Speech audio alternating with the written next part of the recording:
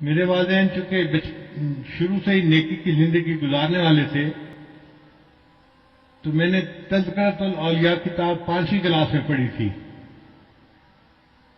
5ویں class کے بچے کو تو ابھی کنسیپٹ بھی نہیں ہوتا، مگر مجھے والد صاحب نے وہ کتاب لا کر دی کہیں سے، تو میں نے اس میں اللہ والوں کے واقعات پڑھے تو دل میں بڑا شوق ہوا کہ مجھے بھی اس لائن پہ چلنا ہے اور اللہ والوں کی لائن پہ آگے بڑھنا ہے۔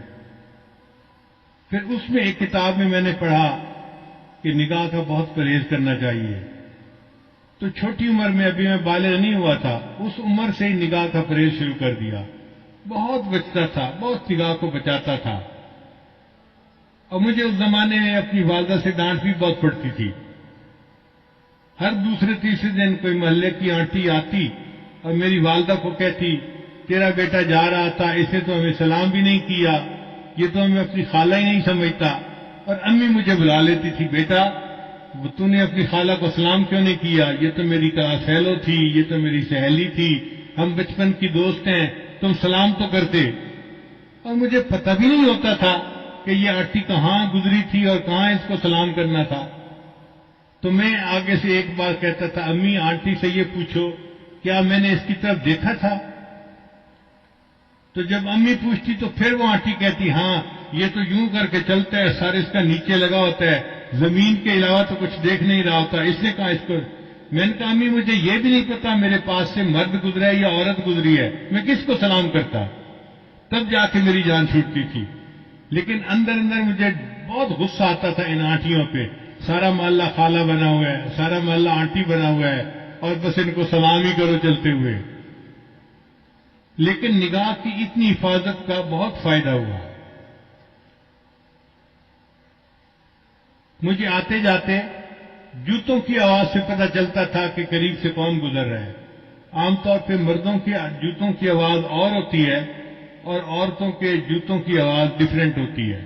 اس سے اندازہ ہو جاتا تھا کہ قریب سے گزرا کون ہے، ورنہ کپڑا بھی نہیں دیکھتے تھے کہ قریب گزرنے والا کون تھا۔ اتنی نظر کی حفاظت کرنی ہوتی تھی۔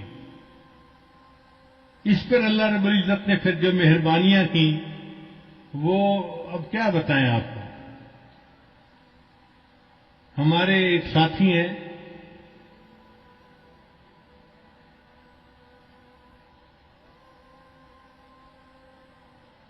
لاہور کے، ایک دن مجھے کہنے لگے کہ میں آپ کو ایک بات بتاؤں، مجھے حضرت نے بتائی۔ میں نے کہا بتائیں۔ کہنے لگے حضرت نے مجھے بتایا کہ دیکھو اس وقت آپ کسی مسجد میں کھڑے تھے، آپ کی طرف اشارہ کر کے حضرت نے کہا کہ اس بچے کو اس وقت 100 سے زیادہ مرتبہ نبی اسلام کی زیارت ہو چکی ہے۔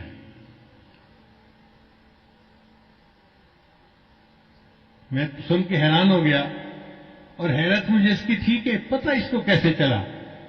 اس نے کہا جی کہ مجھے حضرت نے یہ بات بتائی تھی، شیخ نے یہ بات بتائی تھی۔